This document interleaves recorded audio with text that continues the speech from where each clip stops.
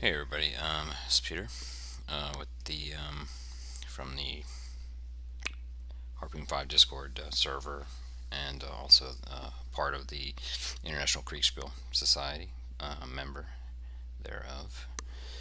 We've been planning on doing a 3 day virtual convention called KSCon 2022. It's supposed to be scheduled roughly March timeframe. We'll know more on the exact dates soon.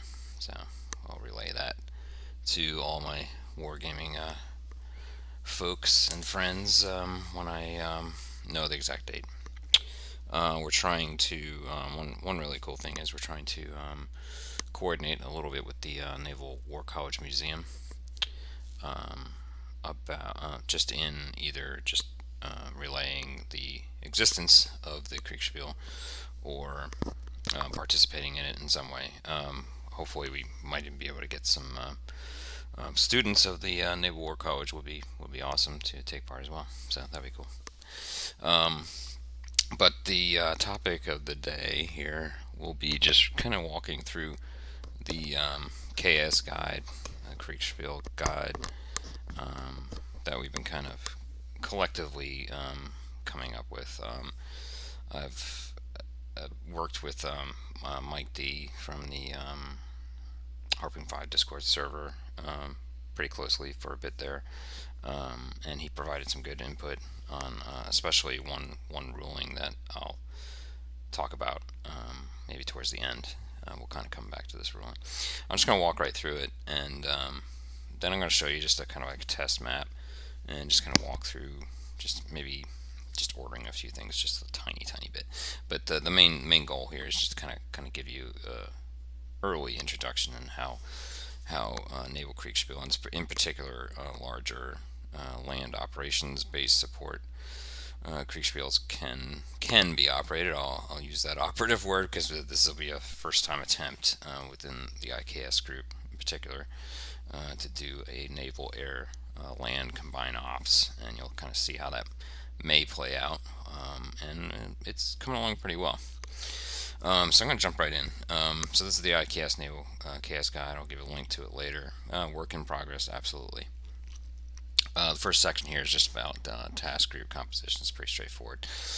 So for the ruling A1 is that each CNC will be provided a problem statement, and if you've never taken part in a Kriegsspiel, land or naval based, then you know the Kriegsspiel problem really is the key to the difference.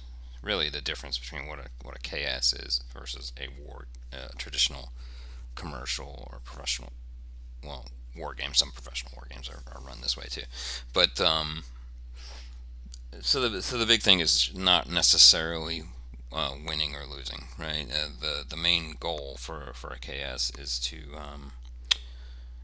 be put in a situation and see how your commanders react and how they interact and how they handle being siloed. Really, honestly, that's the main difference from a player perspective.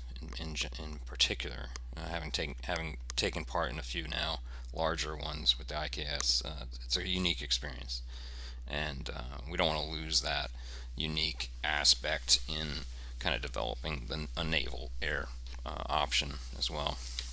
Now, naval wargamers, of course, love granularity in the minutia of penetrating rounds and etc. and so forth. But we're not going to get too deep into that aspect of things. This naval guide is more predominantly about operational double-blind wargaming. Now, it entirely does give you optional ways to do tactical battle execution, and we'll get into that a little bit here. It's not. It's you shouldn't approach, or we shouldn't approach doing naval KS from tactical outward. It should be seen as grand tactical or operational towards tactical. As many of you naval aficionados, or you know proclaimed aficionados as I am, will will definitely agree that most naval conflicts over history have been lost or won at the operational level. Very much lost or won at the detection level, almost more than anything, as well as readiness level, especially in Guadalcanal campaign, which this is lightly organized around, of course. And it's another thing about KS is the order of battle involved will likely be a more generic red versus blue, right? There'll be, of course, commonalities, if not the exact maps and so forth, and distances of the operational area being used be almost identical to the Guadalcanal campaign, early August through, actually went on for 6 months beyond that. Very long campaign, arduous. It's been very eye-opening looking over this history again. Of course, in the past I've read over it lightly, but I've dug in pretty closely, and it's a really interesting campaign to study from an amphibious operational and combined operational perspective. So I will give some suggestions towards the end of this short video about resources that I've dug into that are just absolutely incredible. I didn't even realize some of these sites existed. We'll get into it towards the end here. Let me stop jabbering and move on. So as we saw, problem statement and order of battle, pretty straightforward. We could incorporate and support scheduled operational appearances of task groups and so forth. So there's just any number of options. Each TNC will submit task group compositions based on the order of battle. You can reorder them. We might start with a historical. It depends on whoever's running it, whether they want to start more with a historical OB or not. Usually for KS, you want it to be generic. But generally speaking, you'll have deployment zones, of which each side's CNC and commanders, of course, can coordinate on re-gauging and changing the disposition thereof. You can change formations for all task groups, etc. Whatever level of granularity is agreed to, of course. I'm going to speak to this one real quick, in particular in relationship to the KS 2022 convention, but I'm not going to get too detailed on it. This still needs to be fleshed out a little bit, but we're including an optional ruling here in regards to carrier groups to kind of waylay the immediate desire, likely in most naval air wargamers, to try to enact like a larger carrier-on-carrier group battle. We just kind of want to just dissuade it. It's still there. They're still targetable and suppressible, I guess would be the way to describe it. I'm not going to get too detailed on this right now just because we haven't really fleshed it out fully, but the idea is potentially that if you have more of a constricted operational area, you can allow for air operations to come in off the side, and in particular for the carrier groups, it can move dynamically over time and can be targetable, etc. But again, we say why. When you try to address a problem in KS terms, you kind of want to avoid. You want to let the commanders concentrate more on the problem that you're trying to get them to solve and/or just survive, really, in some cases, and how they react. So that's that. I don't want to get too deep into that. The tactical battle execution. This is an interesting. When we first started talking about this, this was kind of not a point of contention at all, but just a point of quandary, really. How the hell do you do it?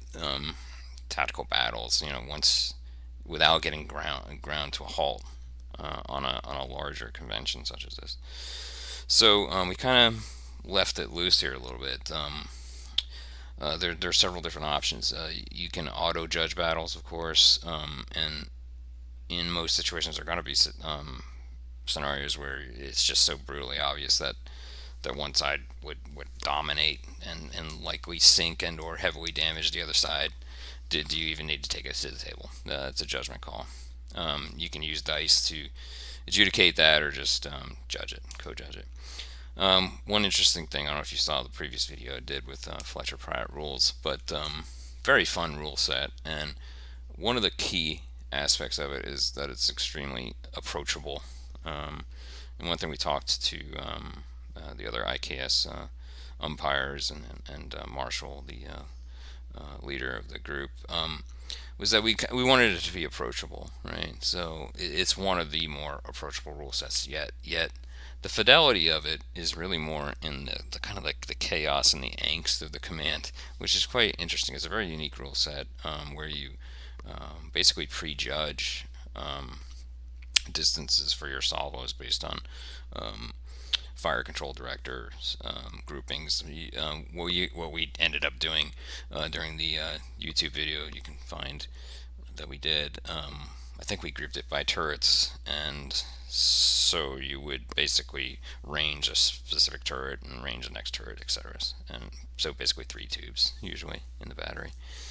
So that's fun. If you want to see more how we did that, you can look at that other video, which I can put as a comment later.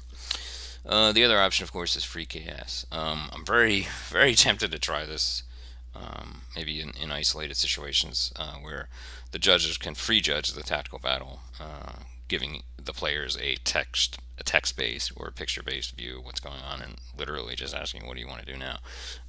This is about as free judgment. This is about as pure KS as you can get for a description. It's very much the more judges you have, I think the better, because you don't necessarily want too much of one individual's opinion. You do want to have a good consensus with judges of varied wargaming backgrounds, etc., careers and or just hobbyist wise. I also did want to mention some honorable mentions here. We've done a lot of studying of other commercial-based rule systems. Fletcher Pratt, of course, was kind of one out as far as an approachable one, but there are plenty out there that offered a lot of guidance, even at the strategic level or operational level. Naval War College rules from 36. I think there's many years worth of versioning involved there. Depending on which version you get. The one I recommend of late is the John Curry edited, and as a matter of fact, Chris Carlson helped edit that one too, of Harpoon fame. So props out to both of them. That's a very, very good rule set, and you can get it for Kindle for I think like $9.99 or something like that. Command at Sea, of course, which is the ATG group, the Harpoon rules company's system, which is also Chris Carlson and others, Larry Bond as well. Sea Creek 5, which I played probably decades ago. I remember it being extremely detailed and very detailed table oriented, but and that was probably my perspective of it, from not having done a lot of naval when I first did it decades ago. But I took another look at it recently, and it's not as bad as I remember, or it wasn't as gruesome, I guess, as I had in my brain as far as the detail and the crunchiness of it. But it's no necessarily more complex than in any of these others necessarily. Then there's General Quarters 3, which I think was by GHQ. I can't remember the company that did it. Sorry for not remembering it. But and I've only played that maybe a handful of times at best. But I did want to mention it because a lot of people do play it. These are mostly just spirit guides for the judges to kind of steal ideas from, really, ultimately, in how to consider what is consider what should be under consideration during a naval Kriegsspiel, and that's really what Kriegsspiel kind of boils down to, is your judgment of what is important. And sometimes I think that might the aperture of that detail, that level of concern and consideration, can shrink and grow based on your operational area, based on the time, literally the time you have to commit to the Kriegsspiel, etc. Let me start going a little quicker here, so we don't blab forever. We will, of course, support surface operations. The ordering is a pretty common format. You just say who you are, what task group, game time, etc., your standing orders. One of the key things to note here is that at least for KS 2022, we will be assuming the submission of standing orders for 2 hours of game time, and the standing orders will actually be executed in 20-minute increments to line up with the proposed 20-minute increments of the land-based operations game time. Also, most of those land battles, in speaking to Marshall about how land operations would work, are going to be really 2 hour game time slots, if you will, but executed again in probably 20-minute turns, if you must use that term. Now, one bearing note I made here is that we're going to use true bearings throughout, which is, of course, not magnetic bearings, because that's just a little bit not many people think in that term. But we also wanted to just avoid relative bearings. If you've heard during movies, 30 degrees starboard off the bow, that's what we mean by relative bearing. And we just want to make sure that everybody's always using the same reference points and so forth. We're going to use true bearings, which is basically your compass bearings. Let's see. Another thing we had called out was allowing for a playbook to speed up ordering. So for example, right here, an example order would be task group 60.1. We'll assume formation 6 and proceed on a course of 260 true at 15 knots. After 30 minutes, we'll start a sprint and drift free pattern. So all these things that are mentioned will be in a formation book and a patrol pattern or standing order pattern playbook. And we do want to encourage that each side, maybe ahead of the game, come up with their own own formation books, and individual captains or commanders probably could too, or commodores, however you want to call them. This is something I actually edited very recently. Was communications. I'm still trying to get some feedback on some of this, so this is just very much work in progress. But we're going to be offering different methods of communication available at the time, depending on what time period you're presenting for the Naval Kriegsspiel. So there could be you could very well be doing pre-drednought or World War One dreadnoughts, or World War Two early versus mid or late, which there are significant differences even within the time span of World War Two. The technology kind of exploded during it. So there's also going to be encryption method. So you could do none, simple, or complex. We kind of broke it down rather simply. The simple one is more of a code based, like a code book based, like a more simplified flag system where individual letters can be used. So none would be very, very open, just open wireless Morse, or just no encryption whatsoever. Complex is more like the level of like Enigma or similar, or the synonymous one for allies, etc. So as far as short range versus long range, the main difference from just a judgment perspective is that short range is probably line of sight by radar line of sight, and long range is however powerful the radio is otherwise, right? Of course, the more power you emit, the easier it's detected in general. But of course, the further it will go. Let's see. I think I already mentioned this, that the order execution will be in 20-minute increments. Basically, we will use the standing orders until there's detections, kind of very, very quickly stop and pause the game, and then offer that information to the appropriate commanders, give them a short bit of time to react and change their standing orders, etc. But everything probably will still be an existing standing order that just gets adjusted right away. It could be adjusted pretty significantly, but So then, if you've gone through 2 hour game time and you don't necessarily want to change it too much, you just copy paste it, maybe edit it a little bit to adjust maybe course and speed and direction, general or otherwise, pattern used, whatever. So it should so far so good on this, really. It's coming together pretty well, especially any historically somebody who hasn't played a lot of naval war games in the past. We kind of want to make it easy. So again, the two main things for that was deciding on using Fletcher Pratt, which is extremely approachable, easy to understand, yet still has some fidelity to it. And then also the idea of adding in the formation book, etc., patrol patterns. I think is it would be nice just for again somebody who doesn't necessarily know too much about naval history or tactics, etc. And that's that. Here's an important part: is judging when a battle should be sent to the table or not.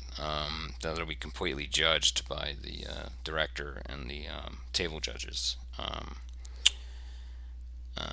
Let's see, we kind of already mentioned the other options you could do. You can just auto complete it, or you can, if you really wanted to, you could free judge it. We might not have enough time to do free judgment. Let's see. Detections. This is where this is the meat and butter, if you will, of a operational Kriegsspiel. This is where battles may even be decided. It will be free judged, right? Distance of your task group, and the possibility of seeing the enemy. And a lot of factors are involved in that. The observing ship size, target ship size, observing ship speed, target speed, radar capabilities, sea state, land masses, weather conditions, just about everything, especially in night or even dawn dusk. Something I didn't mention here, which I will, is sun glare during dawn or dusk, direction of sun in relationship to line of battles, etc., or columns, drop flares, starlight rounds, searchlights, etc., for nighttime operations, improved nighttime optics for the Japanese, for example, if they were depicted in the battle. Any number of things, and it'll be a pretty simple system. There's a lot baked into it, but it'll be a judgment system. There's going to be a pretty, there are a lot of rules, commercial rule systems to kind of steal from, if you will, when judging this. But there's certain rules of thumb, and then there's a certain amount of either advantage or disadvantage and/or adjustment based on all these factors. So this is where there's going to be a lot of free judgment involved, and I think this is going to be the point at which a good consensus between the judges will benefit everybody. Operational air and subsurface operations, both of these will be free judged. This might not be the cup of tea of everybody, but this really is just a functional consideration for time, really. If you wanted to do something more with more minutia, of course you can incorporate, but we're just trying to give a good baseline guide for how to do an operational naval Kriegsspiel, and we feel like free judging both is probably optimal. A few things that are going to be considered. Let's look at these right here. How many of the our initial thought here is that it will be judged, quotation marks, at a flight level for airplanes or air units or airframes. The judge will determine how many of a given flight make it to the target, how many survived how many of the survived planes were successful at hitting the target, how effective that hit was, and whether or not there were critical hits, as well as how many made it back home. There are any number of issues that can happen. Of course, more often than not, due to IKS coming at you and damaging you in a way that you're just unaware of. You're losing fuel, etc. There's so many factors that it really to make it quick and fair and fun. Honestly, with the level of kind of like GM Fiat, if you want to use Dungeons and Dragons terms, is a free judgment, right? So I think this will be an interesting thing to see, as well as the free judgment of the detections. So there might be some contention as to whether or not we should do some minutia of this subsurface actions, but we want everybody to concentrate on surface command, and subsurface actions and air actions are really an extension of the naval command, of the surface command and HQ command. So we just kind of want folks to kind of concentrate more on the KS problem at hand from the surface commander perspective. No reason that anybody cannot add more detail to either of these if they want, just based on the player group involved, etc. And this also kind of bounds over into the talking about tactical air and subsurface operations at the battle level, right? So once you determine that you're going to take it to the tabletop, and in our case for KS 2022, rules of choice at this point are Fletcher Pratt, slightly modified. So the judges, I think, will have the option to entirely free judge air and subsurface, even if an agreed upon rule set is utilized. So very similar to how you would judge this here. And again, it's primarily going to be due to the time involved, the amount of time involved, and maybe even your player base. If your player base is 80 to 90% of newcomers to naval operations, you just want it to be quick. And I still feel like free judging both air and subsurface is a viable option. You do not lose necessarily minutia, and from a judge's perspective, it actually could be kind of fun to judge that openly. But I will say Fletcher Pratt does include subsurface and air operations rules tactically, and the subsurface rules I think are a little bit more easier to include, and I would think we would probably do that more often than not. We would include the subsurface tactical rules from that. The air rules are, and again, even if you read the John Cross edition or edited rules for Fletcher Pratt, you'll see that a lot of groups that played it originally had difficulty with air operations. It's very time consuming and it grinds things to a halt a little bit, and we don't want that during a potentially 3-day naval air land combined operation Kriegsspiel. All right, so we're almost done here. Let me get a little bit into the land sea operations. This is kind of the neat part. Let me take a drink real quick. I'm losing my voice. All right, now. So the main three support missions that are in effect generated by the results of the naval air operations are resupply, bombardment, and close air support. Now, in this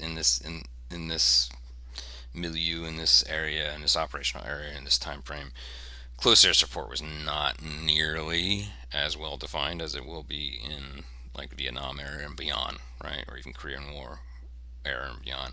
The radio frequencies involved and allowed and available were not nearly as well defined. So this is not the equivalent of calling in direct support immediately and having it available immediately. This is more of a, hey, we need you to lay down subordinates on a cave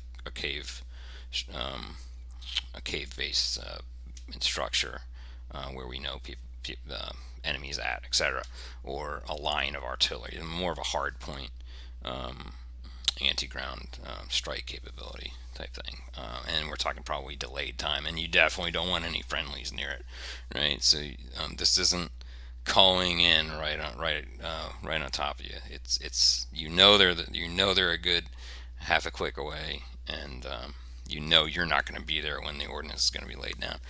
All right. Bombardment. Bombardment will be judged as time frame availability and basically number of tubes available. So a certain number of destroyers available for bombardment from X to Y time frame. I'll kind of get into that here too. So the intention, again, this is up for adjustment based on further conversations with land op judges. There will be 6 to 8 support stations along the coastline of Guadalcanal. During the execution of naval and air operations, it will be judged how much supply, bombardment, and close air support is basically placed into a station or sector, however you want to describe that. So when we place a marker and or text into a land operations, it will likely be called land support operations Discord channel.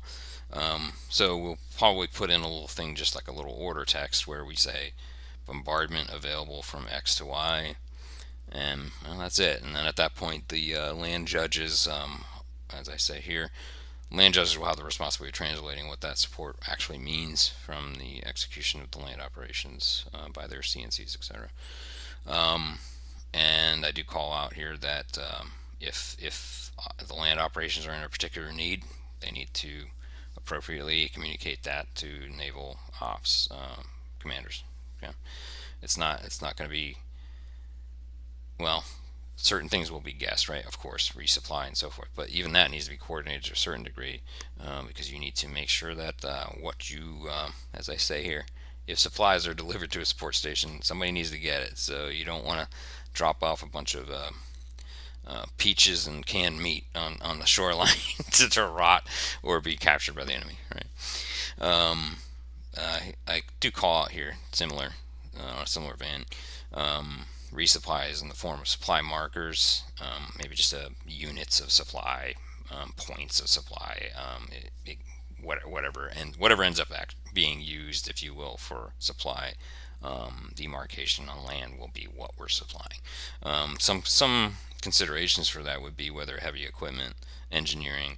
So it would be more than likely it would be troops, engineering, supplies, which could be even heavy equipment, and the ability to work on the airfield, etc., and or heavy or light armored vehicles, even, right? Light tanks and personnel carrier, trucks, etc. Heavy equipment. So something that we might need to track, and we haven't really talked about this too much, is which transports would potentially include the heavier equipment, and those transports would be able to take less troops, for example, or less dry goods, etc.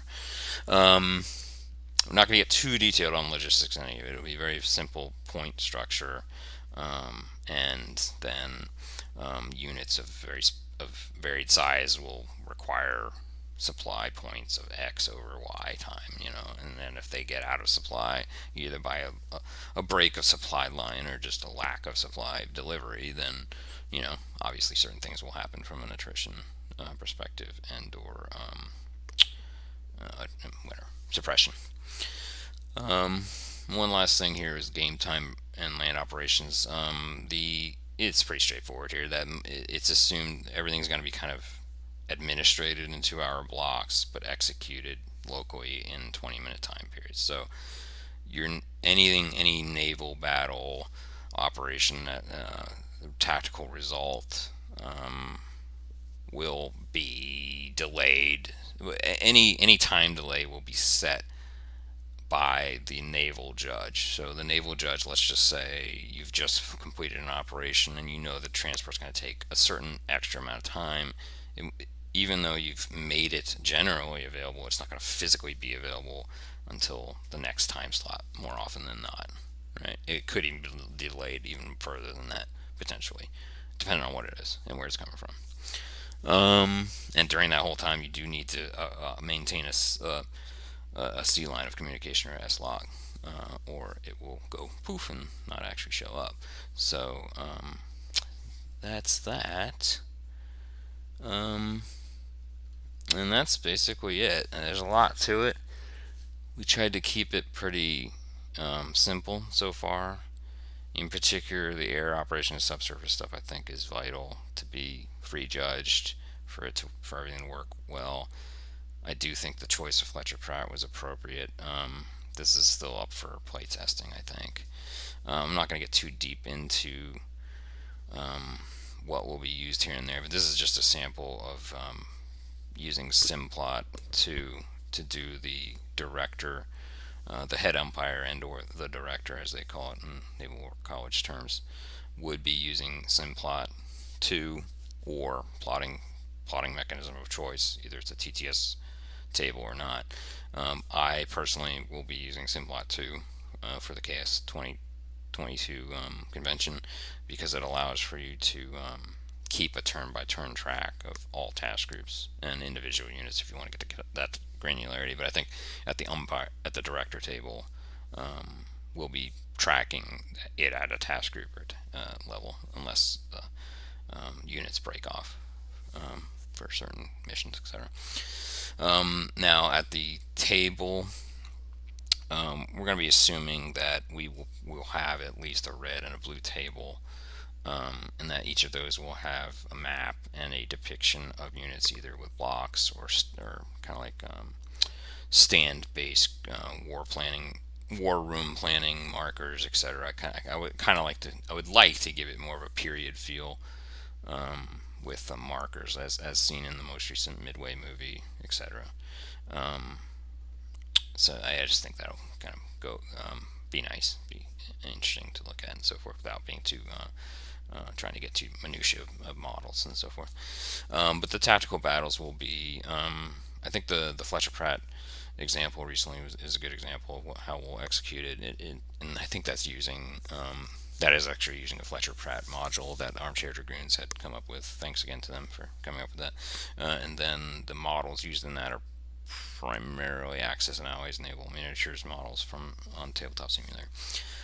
Again, that entirely depends on what you chose for the tactical battle execution. So again, when we use Fletcher Pratt to depict something, we will use Tabletop Simulator to execute the battle, and then come up with either a time gap for the battle, just to kind of determine that whether or not the forces will properly evade each other and leave the scene of battle, or whether or not it actually needs to be continued into another segment of tactical execution or not. I think more often than not we'll probably time gap it, but that still needs to be play tested out a little bit. The general goal is, if any battle is taken to the table, it should be executed within 2 to 3 hours. I think it would be preferred as 2. So if you get beyond that, it actually probably would take over that 2 hour execution time. So we're going to try to do it as close to real time, relatively, as possible, right? And again, everything, as we kind of said right at the end there, everything kind of carries over. The results of your battle allows for certain things to become available along the coast for your buddies on the land, and I think it's gonna be fun. Good times for all. That's about it. I think the only thing I didn't mention was that we were also going to give some basic aircraft, just to aid some of these things. We might give some basic information for both sides according to their OOB, just some general guidance, so that the commanders don't have to be overwhelmed with basic aircraft endurances or submarine operation distances, etc. So that's about all I can think about right now. I gave you a bunch of jabbery right there, but I look forward to it, and I look forward to continuing to playtest these guidelines, and they're very much guidelines. So open to interpretation and use as seen fit. All right, have a good one.